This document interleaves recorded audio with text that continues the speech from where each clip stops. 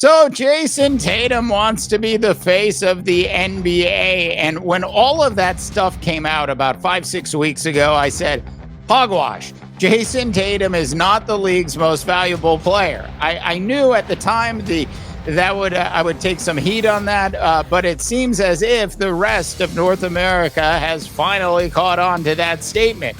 As you could see, Nikola Jokic, who's become unbelievably good at actually throwing real no-look passes, not a fake no-look pass, one where you actually look and then look away and then pass the ball. But Jokic at this point is actually throwing passes without looking to Aaron Gordon. It is absolutely amazing. Look, if Jason Tatum really wants to be considered the league's most valuable player this year, then Jason Tatum is actually going to have to figure out how to actually hit a clutch three-point shot against the Denver Nuggets. You're listening to the House of Takes NBA show with Dave Daba, the only NBA show in North America that believes the Rudy Gobert trade worked out for the Minnesota Timberwolves. Presented by Stealth.ltd. Welcome back to the House of Takes NBA show. I'm Dave Daba. All right, on today's show, we're going to talk about the league's most valuable player award. We are literally 20 games to go in the association season. As I've mentioned before, Jason Tatum, I have not had anywhere near the top 4 players in the most valuable player race for quite some time. After watching all of these games post All-Star game, I think it's safe to say that if the award were going to be given out today, it would actually go to Jokic. Now, I think SGA would absolutely end up in second if the award were to go out today. Now, if for some bizarre, strange reason, the Oklahoma City Thunder actually go on a long winning streak and SGA continues to do what he's been doing, which is like 31, 32 a night, 5 and 6. That's his stat line. Luka's is better, but the Mavericks have forgotten about playing defense entirely at this point and are now sitting in the 8th spot in the Western Conference, which, of course, we know that could change by the end of the weekend. But still, the Mavericks and Luka, when it comes to the most valuable player of the year award, it's just not going to happen this year just because of where his team is actually standing in the actual standings. As for Jason Tatum, he's got a really nice stat line, as we all know.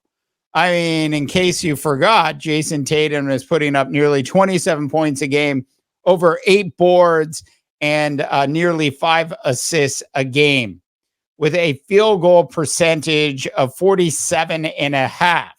Now, if you were to compare that to the Joker, remember, the guy who can actually throw no-look passes without actually looking.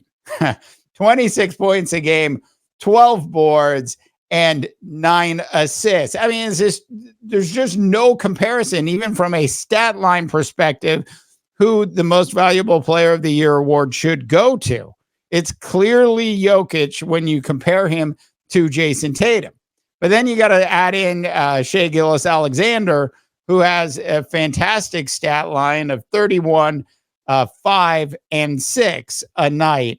Look, SGA, I mean, who had the Minnesota Timberwolves and the Oklahoma City Thunder on their bingo cards at the start of the season, being up at the top of the Western Conference?